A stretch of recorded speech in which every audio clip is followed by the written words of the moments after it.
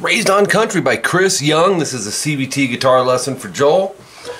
And we got the solo in this. Cool song, catchy song, standard tuning. And you wanted me to mention, Joel, the acoustic.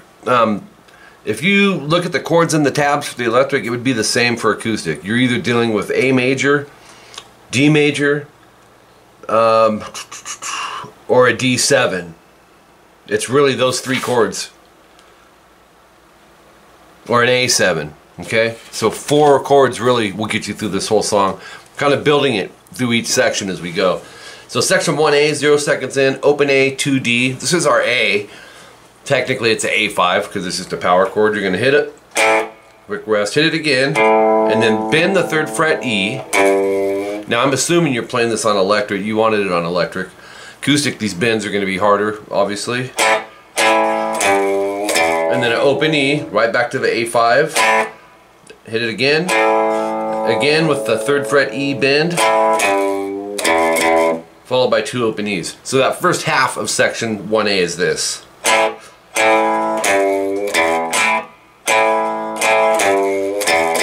It's kind of the same beat for the next part. We're using a D5. Or think of D major either way. Open D, 2G. And do the same concept, watch.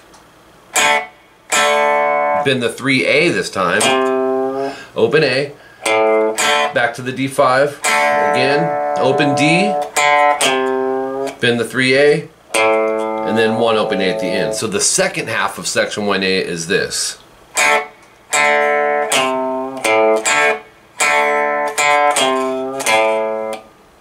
Okay, and his tempo's, you know, about like this.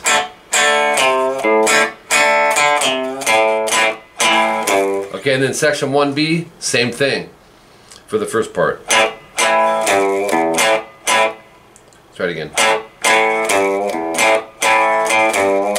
1 open E after the bend there. And then when you go to the D, check it out. You'll start the first part of that. Bend, open A, up to that D5. You'll have... You got that little cool run there, which is open D, and then on the A string we're going to go 4-3 open. Same thing on the low E string, 4-3 and open. So it's all in order, no weird beats or nothing there.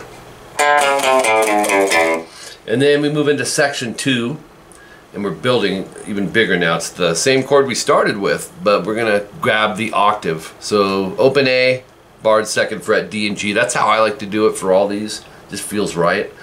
And you'll go strum, rest, strum, mute, down, up, down, up.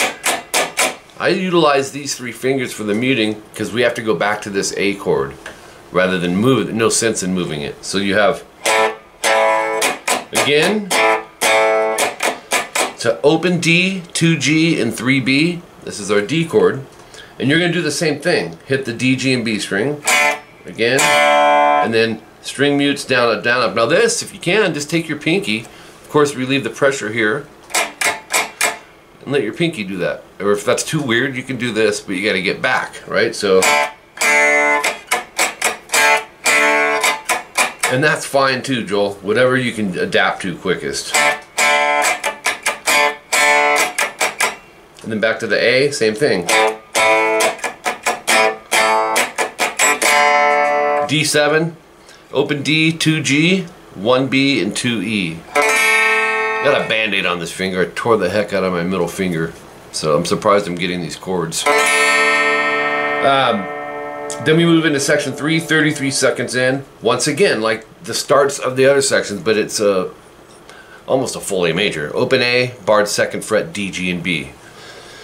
So this would be the chorus, right? You're going to strum, rest, strum, or strum, break, strum, rest.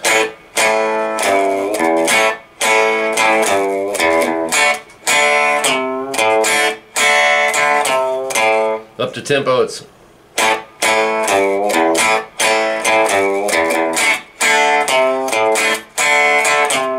really cool. A, bend the 3rd fret, low E, open A or open E, back to the A chord again, and then I just hit the A and D string, which is the power chord portion of the chord, leading into the 3rd fret E string bend, followed by 2 E's. So here's that first half of section 3.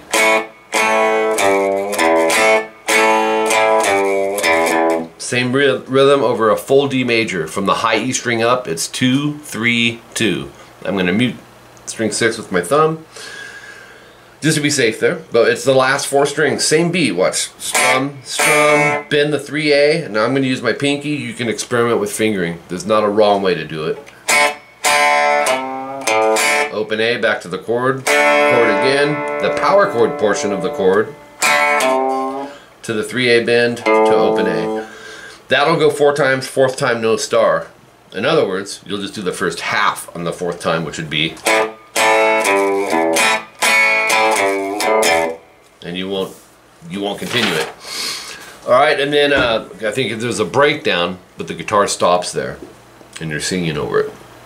Only new part really here be the solo, which I pretty much did the same, but the second half of it, I'm just having you repeat something. But we're going to go 13 on the high E, no, 12 on the high E,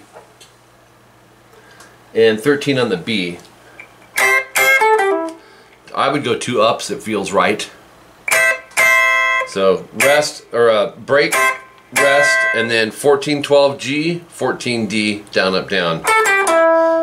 So it sounds like this. It's 3 times.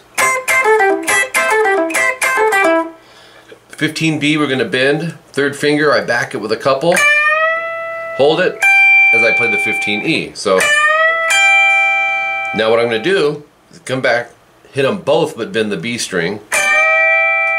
Rest 3 times.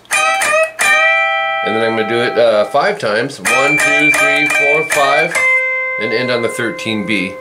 And I put 2 times of that section, starting from the B, the bend there on the 15.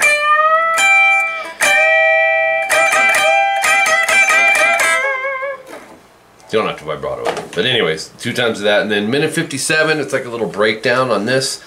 A7, open A, 2D, open G, 2B, open E. And I'm going to use middle and 3rd.